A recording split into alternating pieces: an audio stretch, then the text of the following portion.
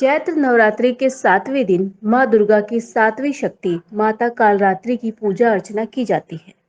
शास्त्रों में माना गया है कि कालरात्रि को शुभकरी, महायोगेश्वरी और महायोगिनी भी कहा जाता है।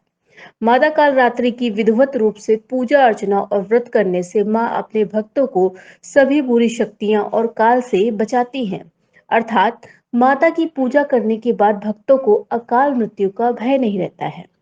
माता के इसी स्वरूप से सभी सिद्धियां प्राप्त होती हैं। इसीलिए तंत्र मंत्र करने वाले माता कालरात्रि की विशेष रूप से पूजा अर्चना करते हैं।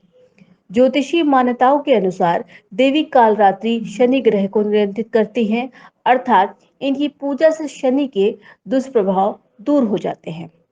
आपको बता दें कि माँ कालरात्रि के नाम के उच्चारण मात्र से ही भूत प्रेत राक्षस और सभी नकारात्मक शक्तियां दूर भाग जाती हैं। माँ कालरात्रि दुष्टों का विनाश करने वाली है और ये ग्रह बाधाओं को भी दूर करने वाली है।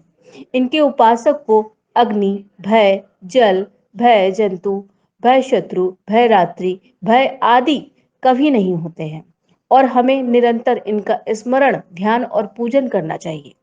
आपको बता दें, पुराणों में बताया गया है कि माँ कालरात्रि की पूजा व उपवास करने से सभी नकारात्मक शक्तियों का नाश होता है और आरोग्य की प्राप्ति होती है।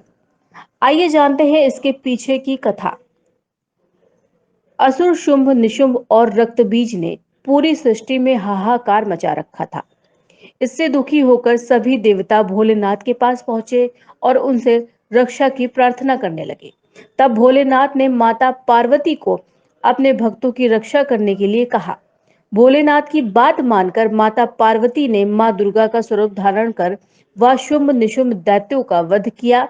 जब मां दुर्गा ने रक्त बीज का भी अंत कर दिया तो उसके रक्त से लाखों रक्त बीज उत्पन्न हो गए। यह देखकर मां दुर्गा को अत्यंत क्रोध आ गया। क्रोध की वजह से मां का वर्ण श्यामल हो गया।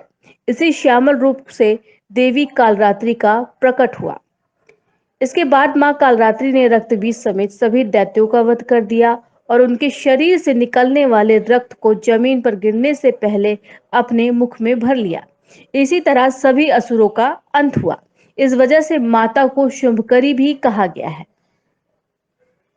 और जो भक्त इस दिन माता की पूजा अर्चना करते हैं उनकी सभी मनोकामनाएं पूरी होती हैं।